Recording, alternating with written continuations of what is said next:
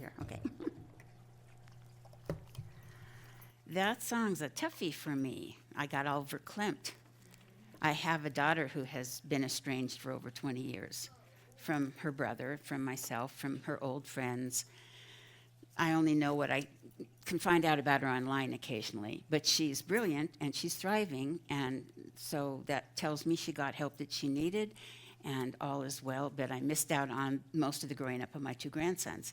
So this song, I haven't heard it for ages, and I went into tear mode right away. So I'm going to take a drink of water, because I build bridges in spirit all the time. That's my way with her. And here today, I'm actually going to be rather lighthearted again. So this isn't the way I intended to start, because I felt an immediate connection with religious science the first time I went to the church. Now, before I got there, I had a friend who had been involved with it in LA or something, and we were out in Orange County then, and she goes, and I was going through some stuff at work, and she said, they used to have a line that you could call and listen to a really positive message. And so there was the church in the Newport Beach area, which was the nearest me at that time that I was aware of. So I called, and Dr. Eleanor C. Jackson, who was the minister, gave the message on the phone, and I went, oh, she's speaking exactly to me. And she gave the same message for a week, and I would call back and listen over and over because it was so empowering. And the next week, oh my gosh, she's speaking exactly to me again. Have you had that experience? I've had that also with Daily Word, reading the little messages in Daily Word the day that I pick it up and I go, hello, you knew I was going to look at you today, didn't you? Anyway, I felt very connected because it felt like a tribe. It felt like there are other people who think and feel like me, because I always thought the devil was worthless. I just didn't get that. And I always thought God was loving and caring. And I think in a child's point of view, it was kind of Grandpa God, And we all sort of have that anthropomorphic thing in the beginning anyway. I imagine, I won't say all, but many of us. So anyway, I found these teachings, and I think I shared in a previous week that text when I first got that. Before my class was going to start in a few days, I opened it up and went, I don't even understand this language. I am in such trouble. But I've grown to love the text. And when I read the book by Marilyn Leo called In His Company, there it is.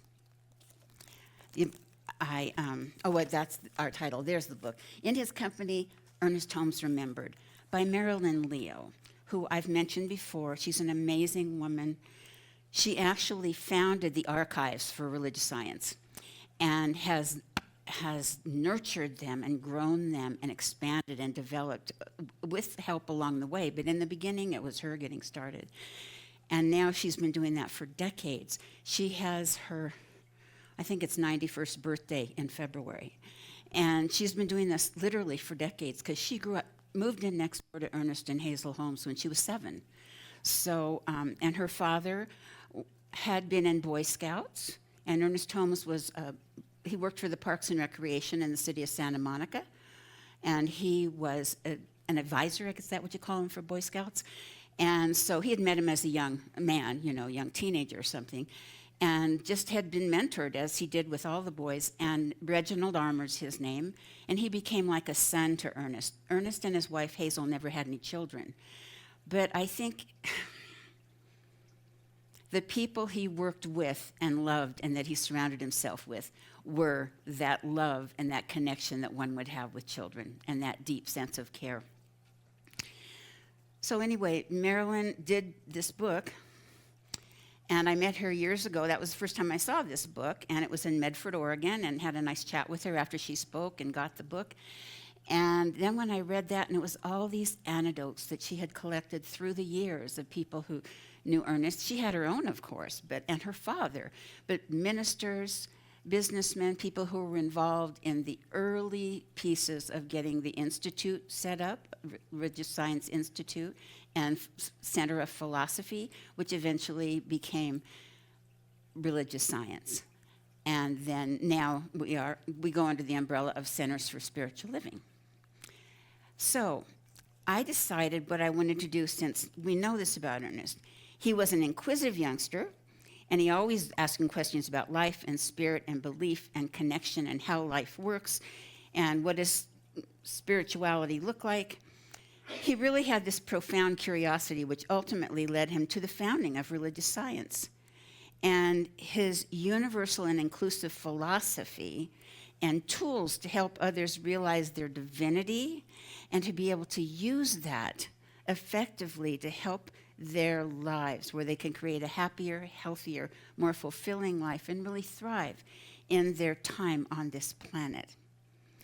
When he passed away, his obituaries lauded him as, quote, having a significant role in American spiritual thought, and that he was a prolific writer, teacher, and leader of the religious science of mind movement, influencing millions through his metaphysics and books like The Science of Mind.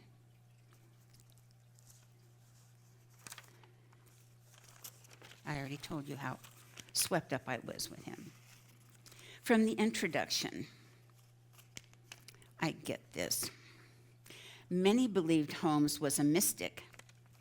He did not wish to be set on a pedestal, as many often tried to do, because he was beloved and his crowds were throngs when he spoke, even on the circuit.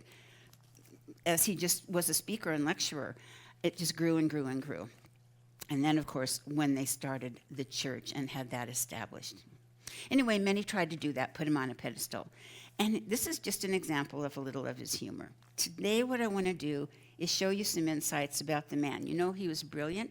He was seen as a mystic, as visionary, and very learned, but also intuitive, and had that mystical quality about him as well.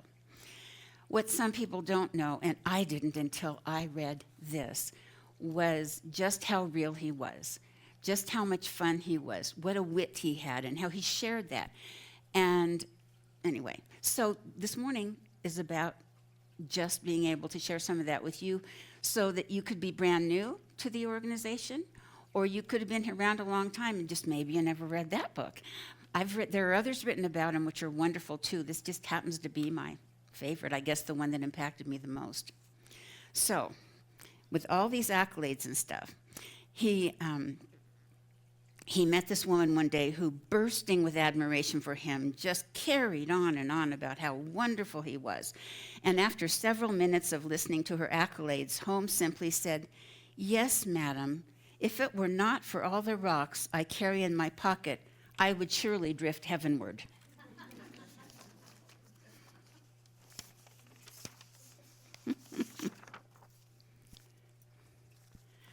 That's for later.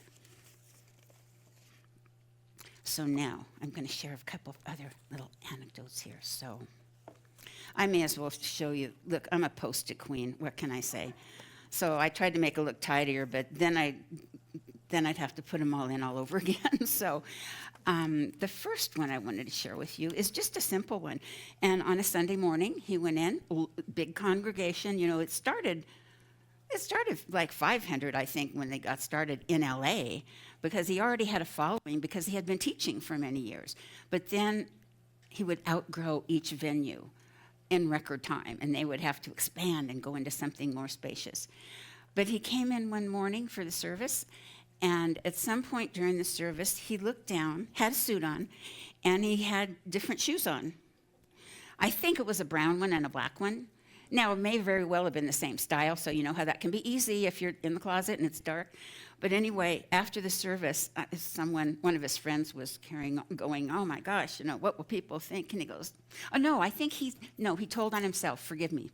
He noticed it, and he made a statement about if anyone else noticed that. But you know, he said, "The way I look at it, you didn't really come today to look at my shoes." So he was self-effacing. He was revelatory about himself. And he always had wit to bring into it. One of my favorite stories about that. also involves Boy Scouts. But he already was a thriving minister at that time, but was still involved as an advisor. So, when Ernest was a Boy Scout troop leader, he took a group of Boy Scouts on a camping trip. It must have been in the Northern California area because Ernest had a speaking engagement in San Francisco that coincided with the camping trip. It was camp on the weekend, and he was going to do that gig that morning after the camping trip on Sunday. Immediately following the experience in the woods, Ernest was to speak in an auditorium. There had been some delays in Ernest's arrival, and the people in the auditorium were becoming very restless, wondering, well, where is he, and why isn't he here, and is he even going to make it? Finally, Ernest arrived. Not having time to change into more respectable clothes because of the delay, Ernest entered from the main door and walked down the aisle and onto the platform in his scouting uniform, short pants and all. Short pants, tall socks. He was never embarrassed or concerned. He was there to share his ideas on life, and it did not matter what he was wearing. Can you imagine? I mean, can you just imagine? Scuttle, scuttle, scuttlebutt. But I just think that just says, here's who I am. Now, just listen to what I have to tell you. Listen to these gifts that I have for you. Ernest often said that you should never take yourself seriously. Excuse me. Oop, I hate to do that in the mic, sorry. You should take what you do seriously, but never take yourself seriously. He was a great example of this adage. I'm going to tell the ministers, one of the problems we have as ministers in believing in our own press notices. Okay.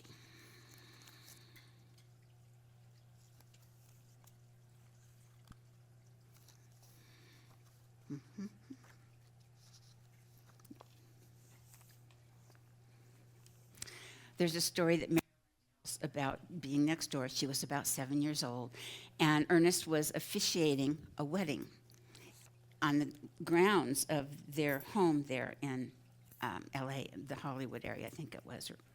Anyway, it was beautiful. She describes how beautiful it was, the florals, the music, everything was fantastic.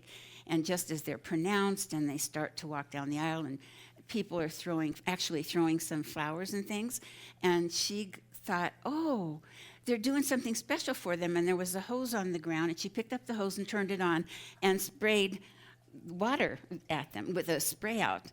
And in her words,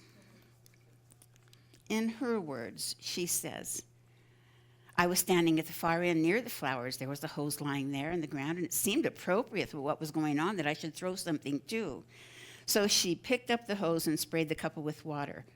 There were a number of people upset with me, she says, as you might imagine, but Ernest was the first to reach me. Ernest walked over to me and gently took the hose from me. He never raised his voice. And I remember looking in his twinkling eyes and that slight smile. It was almost an impish grin, and this is kind of how I describe him when I think he looks very impish. He's got the sparkle in his eye, and he was only 5'4", so he was, like I said, a little man with a big message. He said, I never thought of a baptism with a wedding. And that was the only thing he ever said about it to her. He wasn't upset. He understood that I did what I perceived as participating in the festivities. So again, he also was very good with children. He was very non-judgmental. He liked to just be in the moment and bring what needed to come to that moment. And those kind of situations she grew up with. And she had a great love for him. And you can hear it as you read your way through this book. And the more you know about him, the more you can understand it.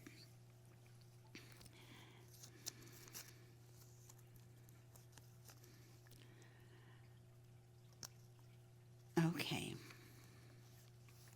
Now, this is kind of comical. You know, a couple of these might seem a little politically incorrect now, but you know me. I'm kind of politically incorrect sometimes. But anyway, in a gentle way. But I just ran across this one later last night, and I thought, oh, I'm going to toss it in there. Now, Richard Leo, who was Marilyn's husband, was another young man in his early 20s when he met Ernest. And so he was very much impacted. And he loved Ernest Holmes because he loved to tell jokes. Ernest liked to tell jokes. And so Richard remembered a couple of jokes that Ernest told him from platform, and he'd always share them all during the week until he heard new ones. And anyway, this is just sort of out of the loop. Ernest's story went as thus. The three elderly gentlemen in a rest home were talking about how they wanted to die in the most youthful way possible. The first one wanted to leave this planet by racing a car 100 miles per hour down the highway and crash into a brick wall. Inventive. The second old man said, "That's an old fogey's way to go. I'm going to get in a jet plane and go up 30,000 feet and then put the plane into a dive and go out in a blaze of glory." And the third gentleman said, "Oh, you old fogies don't know what to do at all. I'm going to be found in the arms of my lover and shot by her husband." And he told that from the platform.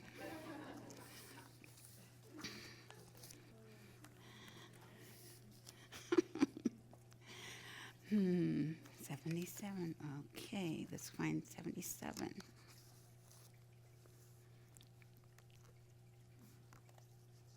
We gotcha.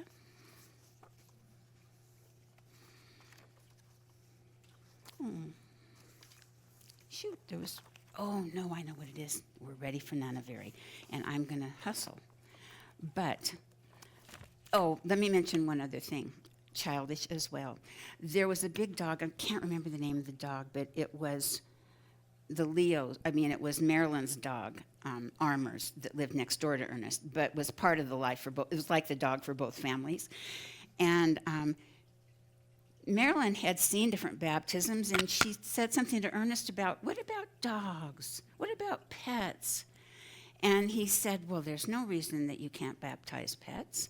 And so he said, you go out and play for a few minutes and then come back in. So she went out and played with the dog for 15 or 20 minutes, and he called her back in, and he was in his full ministerial robe.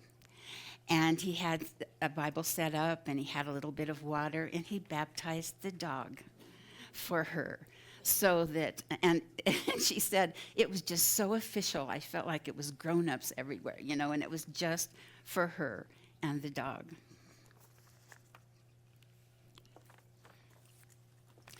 Now, when I was in Maui, I read a wonderful book called Change We Must, My Spiritual Journey.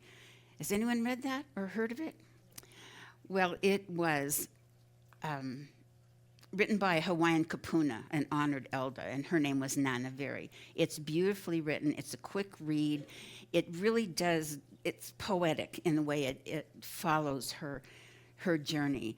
Her childhood was rooted in Native Hawaiian spirituality. And like Ernest Holmes, she had a very inquiring mind, so she was always looking and investigating other spiritual practices and sometimes integrating aspects of them in her own healing. And she was a healer. It came right up through her family and tradition. Her daughter Emma reflected that whatever my mother was studying, we all studied together. We were chanting in Chinese, we were chanting in Japanese, and in Tibetan. Whatever she was doing, we were practicing, which made for a very interesting childhood. Can you imagine? Among the spiritual practices that she studied were Pentecostal and unity and religious science, and all having some influence on her healing journey, which was rooted in her Native Hawaiian healing heritage. In later life, she actually found a lasting spiritual home in Zen Buddhism. So for a time, I think the rest of her life, she was a religious science practitioner. And in the early times, maybe in the first year or so, word got back to headquarters, or whoever was in charge of the practitioners, that said she wasn't charging for her treatment appointments, her treatment sessions. And so they sent her a letter and said, we'd like to bring it to your attention that you really need to charge for those sessions if you're going to be a licensed practitioner. I've never even read this, by the way, as a mandate, but this is what was going on then. So she ignored the letter because it didn't have anything to do with her. She could have cared less. So I think, if I recall, she got a few of those letters. And how do you think she handled them? ignored them, threw them out. And so what she got next was a letter very definitively saying that they were going to revoke her license because she wasn't in compliance and to please return her license to them. So she took their letter, she took her license off the wall, clipped it to that, clipped a little note on the front, and mailed it off to headquarters. And the little note on the packet had 2 words, and what do you think it was? They were, shove it. And now I just don't recall in the story if she'd addressed it specifically to Ernest or if it went to like headquarters, practitioners, and she brought it back. So, but she did say, he did see it, and he contacted her and invited her. He apologized, they had a conversation. He invited her to come to LA, where he personally returned her license to her, and they spent the better part of a day together. So anyway, he also told her, and I may be misquoting a tiny bit, but I believe what I read that he said to her was, sometimes I feel like that too. So he could relate to others and to real life.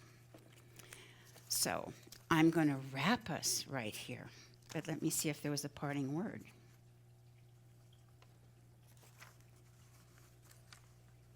Oh, if we could have the screens with the invitations, do we have that? The 2.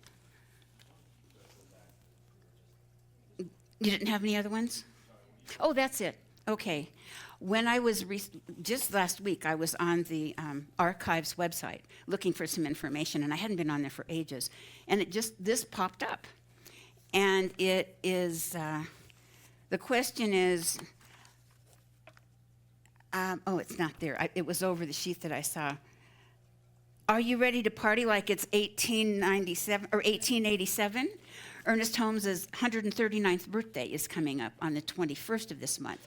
But on the 25th, they're having this amazing event. It's virtual.